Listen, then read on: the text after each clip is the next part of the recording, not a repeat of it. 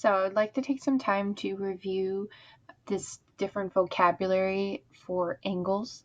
Some of the stuff you might have seen before, but I just wanted to make sure that we're clarifying what all of these actually stand for.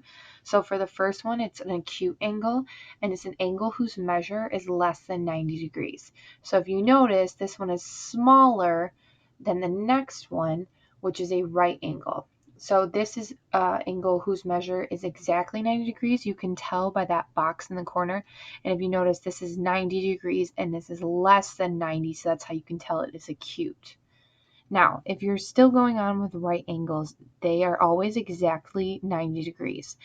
So a complementary angle, what that is associated with a right triangle, or right angle in this case. You might see it as a right triangle before, but you have a complementary angle, which is two or more angles whose sum is 90 degrees. That means that if angle 1 and angle 2 were added together, they should equal 90 degrees. So that's how you could figure out if they only give you the value of 2 and not 1. You know that because of this little box and that it's a right angle, that the angles have to add up to 90 degrees.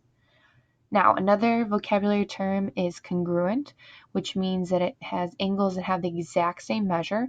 So you might have seen this before with a congruent shape, and that would mean that angle 5 would be congruent to 6. This sign right here shows congruent.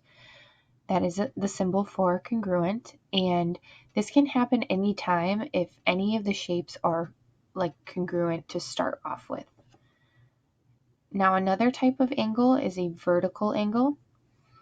And what happens is that it's two angles that are directly across from each other, and they are opposite. And when they form they form between two lines, and they meet at a point, and those are the exact same angles, so they are also congruent. So 10 is equal to 11, so they'd be the same degrees.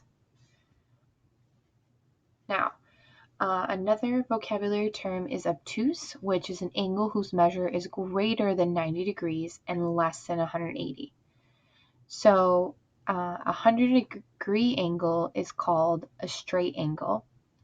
And as you notice, the obtuse is smaller than the straight angle, but bigger than the right. So the measurement of an obtuse angle has to be between 90 and 180.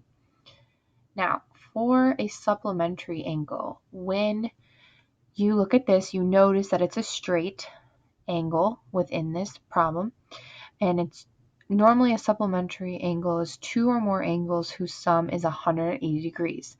So kind of similar to the complementary, but what happens is that if you add up the angle measurement of 3 and the angle measurement of 4, they are going to equal 180 degrees. Now, the last term we're going to look at is adjacent, and what that means is that it's two angles that share a common vertex and a common side, so right next to each other. So this vertex right here, you can tell that 7 and 8 are adjacent because they're right next to each other, but you also could tell that 8 and 9 are adjacent to each other. Now, if you notice, this one is a straight angle, and that would mean that 7, 8, and 9, the angle measurements would have to actually add up to 180 if you had to solve this.